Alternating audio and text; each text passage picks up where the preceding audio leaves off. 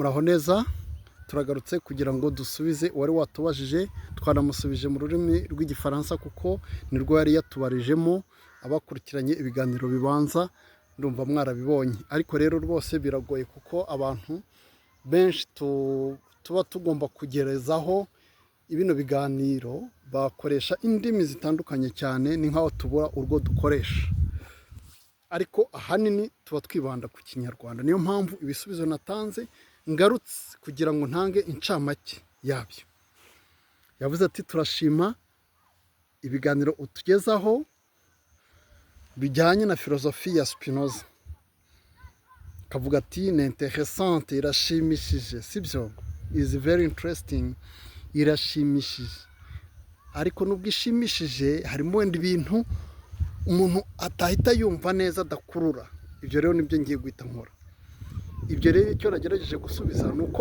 impamvu umuntu adahita abikurura ni uko hazaho basikiloma ni nko kwibirindura kwa sanse y'amagambo menshi akoreshwa urugero yavugaga ati imana niba idashobora guhitamo niba idashobora gukunda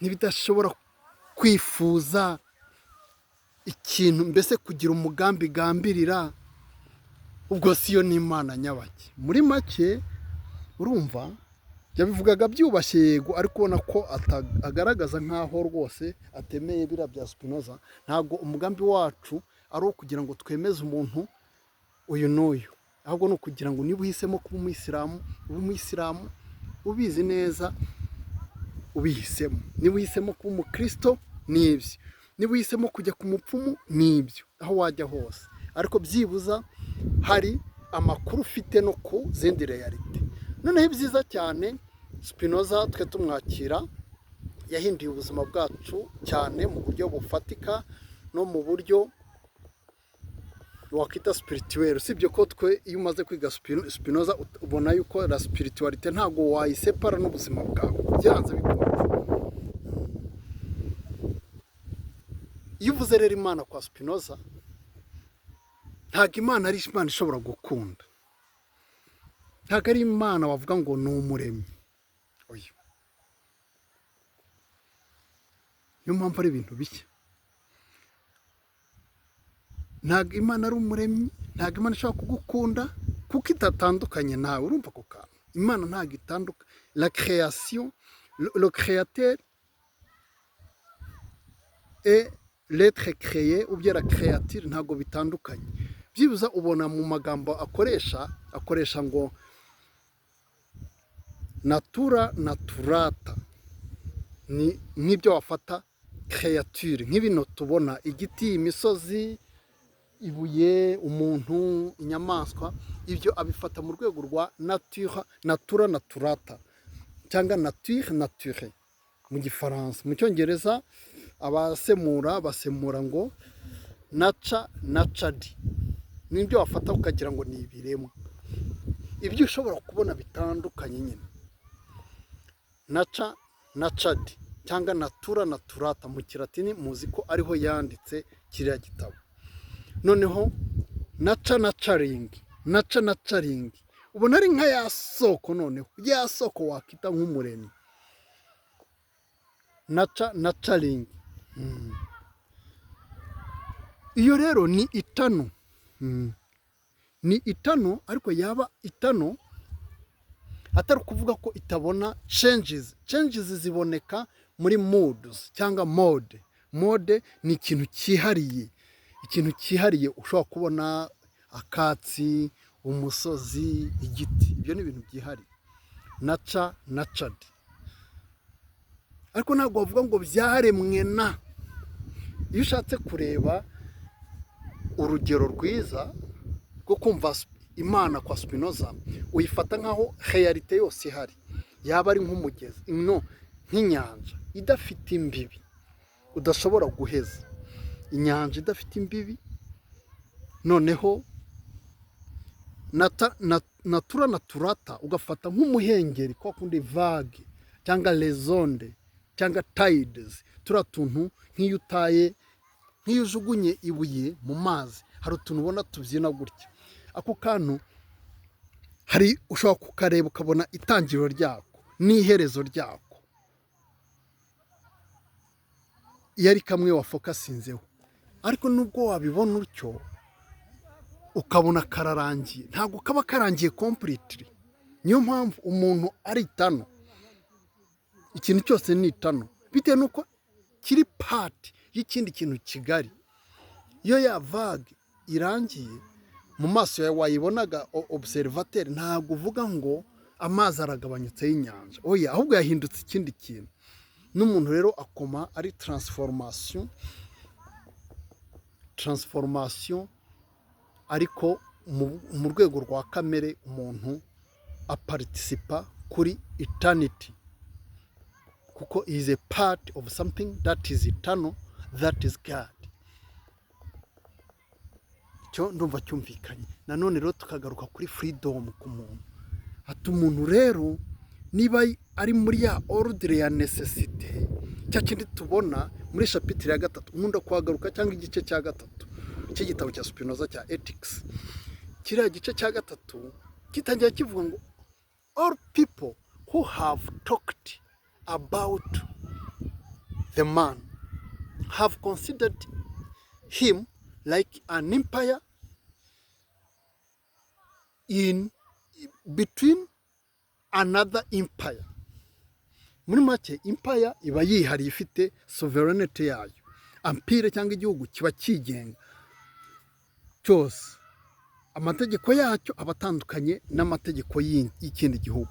Niyo mpamvu akubwira ngo abantu bose bavuze ku muntu bafashe nk'aho ari empire itandukanye n'izindi empire, n'indi empire mbese irimo hagati. Urumva ko kuri n'abantu bavuga ngo dore bidukikije, ukagira umuntu we amategeko akurikiza si amategeko igiti gikurikiza cyangwa ibuye. Ntabwo umuntu wamufata ari nko hejuru mu kirere ngo agumeyo noneho asimbuke agume ashake kuguruka kandi nta mababa afite. Arazakurikiza amategeko nk'ay'inyoni yacitse amababa yakurikiza, n'uguhita amanuka butosho, cyangwa nk'amategeko y'intosho yakurikiza cyangwa ibuye. Iryo jambo dukoresheje Spinoza yaranarikoresheje rimwe mu iretere, ntabwo ari muri Ethics, mu iretere n'inshuti, avuga ati abantu bafata freedom ariko ntabwo bamenye ko bameze nk'ibuye ririmo gutemba ku musozi. Iyo ritemba ku musozi riba rigendera ku mategeko ya gravity. Ni gravity ni rukuruzi y'isi. Nanone ku mategeko ya obstacle rigenda rihura nazo, harimo n'amategeko ya pousse y'umuyaga ugenda pushinga ushaka kwisubiza inyuma wenda. Ati rero uramutse uri high conscience, ibitekerezo byavuga riti ngewe ndimo gufata icyemezo, nafashe icyemezo cyo kumanuka, n'uwo duhura ndahita mugonga mumerere nabi. Ati ukibuye rimanika umusozi ni nako n'umuntu ameze. Ariko umuntu kuko afite conscience abavuga ati ngewe niba umuntu namurakariye nkamukubita urushyi, buriya ni icyemezo nafashe, agashaka kwidentifia n'icyo kintu, akumva ari icyemezo kiri cyamuvuyemo, ntamenye influence zamujemo zatumye bifata. Niba umuntu yamushimiye akamuha gift, ntamenye ko ari condition. Byose yaba ari gift watanga, yaba ari nabi wakora, ni conditionné par quoi? Par les antécédents. Ubwo nengarutse muri cya gifaransa, abari hari ibintu byamubanjirije d'ordre physiologique, imisemburo ye, d'ordre culturel, umuco, ibintu by'umuco byamubanjirije byose bikamutegeka kugira uko yitwara muri situation ni d'ordre psychologique, ibintu byihuta cyane ku bijyanye n'ibitekerezo, d'ordre culturel. Ibyo bintu byose biba byamugiyemo bigatuma afata umwanzuro, ariko akaza kuwiyitirira, n'abamuhemba bakaba bamuha amashyi, abamuhana bakaba bamuhana. Niyo mpamvu tugarutse ku cyo yavuze cya responsibility. Hari icyo Spinoza yivugaho nacyo tukivuge, ariko buri gihe haba hari antecedent. Izo antecedent rero ntago azimetiriza. Urugero nka criminality, ibikorwa by'ibyaha bikorwa ntabwo akenshi biba byaturutse muri pariti consciente y'umuntu. Urabona nicyo bita psychanalyse kirabyerekana yuko habaho icyo bita conscience, noneho hakaba icyo bita l'inconscient, bya bindi utametiriza bigusunika gukora ikintu, wowe icyo wumva ukumva la conscience, ariko noneho hakaba hari ahandi haturuka ibintu mo imbere muri wowe bituma ufite uko witwara, bituma hari ibisubizo utanga, bituma hari ibigushimisha, bituma hari n'ibikubabaza. Kugira dusoze ku muntu tujya tunasubiza uwatubajije, we yerekanaga nk'aho l'homme est un animal raisonnable, responsable, ukumva aricyo kintu cy'ingenzi. Ariko rero izo filozofi yari ifitwe na Descartes, filozofi mbere ye ifitwe na Pascal, mbere ye Pascal akakubwira ngo l'homme c'est un roseau pensant, ngo umuntu ni nk'urubingo rutekereza, niko Pascal yavugaga. ngo hari aho yavuga mu gitabo cye cya Les Pensées, akavuga ngo l'homme est très faible, pour le détruire il ne faut pas que l'univers s'arme pour anéantir, une seule goutte suffit, mais si l'homme meurt il sait au moins qu'il meurt. Urumva le savoir, la raison, ngo umuntu ngo kugira ngo apfe yangirike ntabwo ari ibintu bikomeye cyane, nk'igitonyanga kito cyamurangiza, ngo ariko abapfuye abizi ko apfuye. Urumva akantu ko kumenya, akavuga ati umuntu we agira la raison, c'est un roseau pensant, ni urubingo rutekereza. Ibyo byose wabisanga kwa Platon, wabisanga kwa Aristote. Ariko rero Spinoza yaragarutse yitegereza umuntu, aravuga ati kuki abantu bakunda umuntu, kuki ushaka gukunda umuntu ejo ukaba wamuretse kandi waramugize uwa mbere? Kuki wakunda ahantu ukaba warabiretse? Wanamurebera no muri sosiyete turimo ya post modern, iri tire harimo ikintu cya to consume, consumerism, cyo gukonsoma kare ibintu abantu bagura batanakeneye, ariko kugira ngo yafishe image yuko afite ibintu ibi n'ibi. Ni ikihe kiri kuri mode, ni ikihe gihenze, ni iyihe modoka igezweho, n'akahe gakoti gahenze.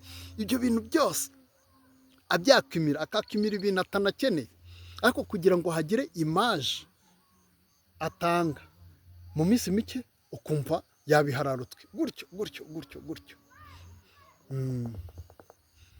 Aho birumvikana. Aravuga ati rero ntago l'essence de l'homme ari la raison, ahubwo ni le désir.